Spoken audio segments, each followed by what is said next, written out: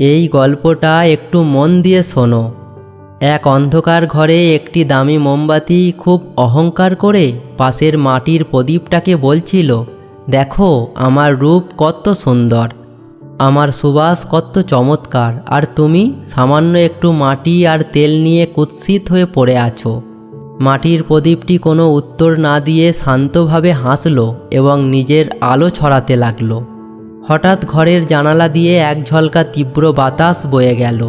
নিমেষের মধ্যেই দামি মোমবাতির আগুন নিভে গেল এবং তার সুগন্ধি ধোঁয়া বাতাসে মিলিয়ে গেল। কিন্তু অবাক করা বিষয়, মাটির প্রদীপটি তখনও নেভেনি, কারণ তার চারপাশের মাটির দেওয়ালটি বাতাস থেকে তার সলতেটাকে আড়াল করে রেখেছিল। অন্ধকারে মোমবাতিটি কাঁদতে কাঁদতে বলল, বাতাসের এক ঝটকায় আমার সব রূপ সব আলো শেষ হয়ে গেল, কিন্তু তুমি এত সাধারণ হয়েও কিভাবে এখনও জ্বলছ? প্রদীপটি মৃদু হেসে উত্তর দিল, তুমি জ্বলছিলে তোমার রূপ আর অহংকার দেখানোর জন্য, যা বাতাসের একটা ধাক্কায়ও সইতে পারেনি। আর আমি জ্বলছি নিজেকে বিলিয়ে দিয়ে চারপাশের অন্ধকার দূর করার জন্য। যার ভেতরে অহংকার থাকে না, বাইরের কোনো ঝড় তাকে নেভাতে পারে না। ভিডিওটা ভালো লাগলে লাইক কমেন্ট শেয়ার করে দিও।